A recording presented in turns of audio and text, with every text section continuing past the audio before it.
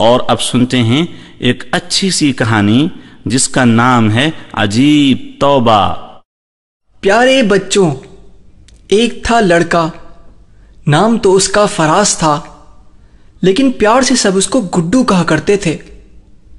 گول مٹول یہ پیارا سا بچہ بہت ذہین تھا، لیکن اس کی ذہانت اللہ بچائے، ہر وقت اس کے گھر شکایتوں کے ڈھیر لگے ہوتے تھے۔ انکل، گڈو نے آج اسکول میں بریک کے دوران میرا کھانا کھا لیا تھا۔ انکل، گڈو میری سائیکل لے کر بھاگ گیا ہے۔ انکل، گڈو نے آج اسکول میں کلاس کے دوران میرا کان مروڑ دیا تھا۔ اور سارا محلہ اس کی شرارتوں کی وجہ سے تنگ تھا۔ بچے تو بچے، بڑے بھی اس کی شرارتوں سے محفوظ نہ تھے۔ گڈو کے والد اس کو سمجھا سمجھا کر عاجز آ چکے تھے، لیکن وہ ایک کان سے سنتا تو دوسرے کان سے نکال دیتا۔ ایک دن کا واقعہ ہے، گڈو گھر سے اسکول کی طرف جا رہا تھا تو راستے میں اسے پانی کا ایک جوہر نظر آیا۔ ارے، یہ تو مینڈک کی آواز ہے۔ واہ، آج تو مزہ ہی آ جائے گا۔ مینڈک پر نظر پڑتے ہی گڈو کو ایک شرارت سوجھی، اور پھر گڈو مینڈک پکڑنے کی کوشش کرنے لگا۔ اوہ، کدھر بھاگتا ہے؟ بہت پھرتیلا ہے۔ آخر پکڑ ہی لیا۔ جلدی سے بیگ میں رکھ لوں، کوئی دیکھ نہ لے۔ گڈو نے موٹا سا مینڈک پکڑ کر اپنے بیگ میں رکھ لیا اور تیزی سے اسکول کی طرف جانے لگا۔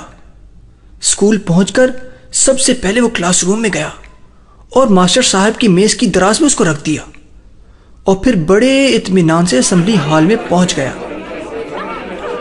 اسمبلی کے بعد تمام طلبہ کلاسوں میں اپنی اپنی نشستوں پر بیٹھ گئے۔ السلام علیکم ماسٹر صاحب۔ وعلیکم السلام ورحمۃ اللہ۔ بیٹھ جائیے۔ یہ کیا؟ اوف اللہ، اتنا موٹا مینڈک، یہ میری دراز میں کس نے رکھا؟ ماسٹر صاحب کی حالت دیکھ کر پوری کلاس میں ہنسی کا ایک نہ تھمنے والا سلسلہ چل پڑا۔ اسی طرح ایک دن گڈو کو راستے میں چڑیا کا ایک بچہ نظر آیا۔ چڑیا کا بچہ پکڑ کر پنجرے میں بند کر دیتا ہوں، بڑا مزہ آئے گا۔ ارے، یہ اڑ کر دور بیٹھ گیا۔ اتنا تو مجھے کسی نے نہیں بھگایا جتنا اس نے بھگایا، ابھی مزہ چکھاتا ہوں۔ یہ کہہ کر گڈو نے ایک پتھر اٹھایا اور زور سے چڑیا کے بچے کی طرف پھینکا۔ پتھر کا لگنا تھا کہ چڑیا کا بچہ وہیں ڈھیر ہو گیا۔ وہ مارا، بہت پھرتی دکھا رہا تھا۔ ارے بھائی، کیوں اس بچے کو مار دیا؟ اتنی دیر سے پکڑنے کی کوشش کر رہا تھا، کبھی ادھر کبھی ادھر، ہاتھ ہی نہیں آ رہا تھا، کیا کرتا؟ نہیں بچے، یہ تم نے بہت برا کیا، اللہ تعالیٰ بہت ناراض ہوتے ہیں۔ ارے چھوڑو، رہنے دو، نصیحتیں بہت سن لی، میری تو یہ باتیں سن سن کر کان پک گئے ہیں۔ یہ کہہ کر گڈو وہاں سے چلتا بنا۔ ایک دن گڈو کو احسن انکل کی مرغی نظر آئی۔ گڈو نے جھٹ چھلانگ لگا کر مرغی کو پکڑ لیا۔ ابھی گڈو نے مرغی کو پکڑا ہی تھا کہ گڈو کو سامنے سے بابا جی آتے نظر آئے۔ بابا جی، بابا جی۔ کیا ہوا بیٹا؟ بابا جی، یہ مرغی میری امی نے دی ہے، وہ کہہ رہی تھی کہ کوئی غریب شخص ملے تو اسے دے دینا۔ بہت بہت شکریہ بیٹا، اللہ تمہیں لمبی عمر دے، تمہارے رزق میں برکت عطا فرمائے۔ پتہ تو ابھی چلے گا۔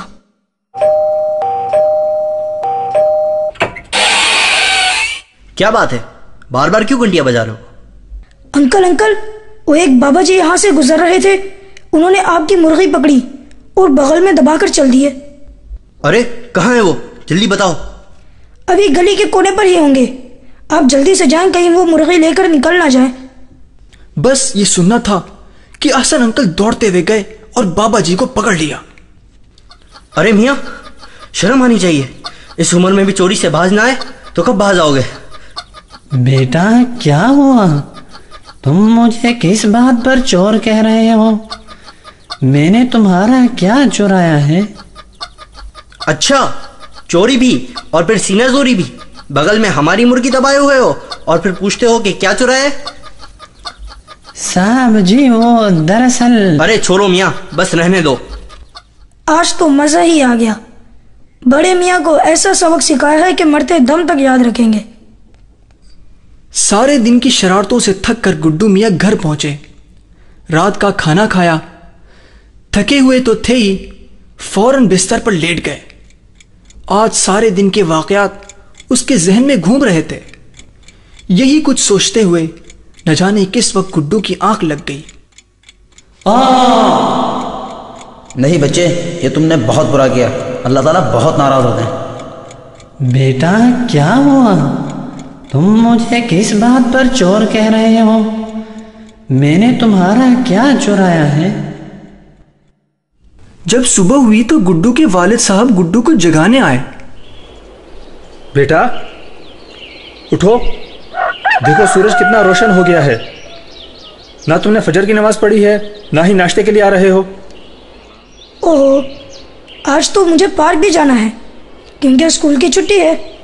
بس ابو ابھی آیا. ناشتہ کرنے کے بعد گڈو نے گیند سنبھالی اور پارک کا رخ کیا. پارک میں داخل ہوتے ہی اس کی نظر ایک بچے پر پڑی جو بیساکھی کے سہارے چل رہا تھا. او لنگڑے، یہاں پارک میں کیا کرتا پھر رہا ہے؟ چل گھر چل، آرام کر. دیکھو بھائی، کسی کا مذاق نہیں اڑانا چاہیے. ہو سکتا ہے کل کو اللہ تعالیٰ تمہیں بھی معذور کر دے اور تمہارا بھی مذاق اڑایا جائے. یہ سننا تھا کہ گڈو طیش میں آ گیا اور غصے میں ہاتھ میں پکڑی ہوئی گیند اس بچے کے سر پر دے ماری. گیند کا لگنا تھا کہ اس بچے کے ہاتھ سے بیساکھی چھوٹ گئی اور وہ گر پڑا. گرتے ہی اس کا سر قریب رکھے ہوئے گملے سے لگا اور خون کا فوارہ اس کے سر سے پھوٹ پڑا. اف میرے خدایا، اس کا تو سر پھٹ گیا. خون بہت تیزی سے بہ رہا ہے. میں کیا کروں؟ کیا اس کو اٹھا کر اسپتال لے جاؤں؟ نہیں، اس طرح تو میں پھنس جاؤں گا. گڈو بہت گھبرا چکا تھا. اسی گھبراہٹ کے عالم میں اس نے دروازے کی طرف دوڑ لگا دی. دوڑتے ہوئے وہ سڑک پر پہنچ گیا. اسی دوران سڑک پار کرتے ہوئے سامنے سے ایک ٹرک تیزی سے نمودار ہوا. گڈو عین سڑک کے درمیان پہنچ چکا تھا. نہ وہ پیچھے ہٹ سکتا تھا نہ آگے. ٹرک بھی غیر معمولی حد تک تیز رفتار تھا. گڈو کو کچھ سمجھ میں نہیں آ رہا تھا کہ اچانک زوردار آواز کے ساتھ ٹرک گڈو سے ٹکرا گیا. ٹرک سے خوفناک تصادم کے بعد وہاں موجود لوگوں نے گڈو کو ہسپتال پہنچا دیا. گڈو بے ہوش ہو چکا تھا. کچھ دیر بعد اس کو ہوش آیا. میں کہاں ہوں؟ مجھے کیا ہو گیا ہے؟ بیٹا آرام سے لیٹے رہو، اٹھنا نہیں. تمہاری ٹانگوں پر ہم نے پٹی باندھ دی ہے. ٹانگوں پر کیا ہوا؟ میری ٹانگوں کو؟ اف اللہ، یہ میں کیا دیکھ رہا ہوں؟ نہیں. بیٹا ہمیں افسوس ہے کہ آپ کی ٹانگیں بری طرح کچلی جا چکی ہیں. اب ان کو کاٹنا پڑے گا. نہیں، یہ نہیں ہو سکتا. یا اللہ مجھے معاف کر دے. میں کسی لنگڑے کو تنگ نہیں کروں گا. مجھے معاف کر دو. میری ٹانگیں مجھے واپس لوٹا دو. نہیں. بیٹا کیا ہو گیا ہے تمہیں؟ کیوں چیخ رہے ہو؟ آنکھیں کھولو. یہ تم کس سے باتیں کر رہے ہو؟ اف میرے خدایا، کیسا ڈراؤنا خواب تھا. شکر ہے اللہ، تیرا بہت بہت شکر ہے. ابو، اب میں کسی کو تنگ نہیں کروں گا. اب میں کبھی شرارت نہیں کروں گا. میں کسی کو نہیں ستاؤں گا. کیا کوئی ڈراؤنا خواب دیکھا تھا؟ گڈو نے پورا خواب والد صاحب کو سنا دیا اور پھر وعدہ کیا کہ آئندہ وہ کسی کو بھی تنگ نہیں کرے گا. شاباش بیٹا، اللہ تمہاری مدد کرے. اس کے بعد فراز نے تمام لوگوں سے معافی مانگ لی. ماسٹر صاحب مجھے معاف کر دیں. میں نے آپ کی دراز میں مینڈک رکھا تھا. بابا جی مجھے معاف کر دیں. آئندہ آپ کو تنگ نہیں کروں گا. پرندوں مجھے معاف کر دو.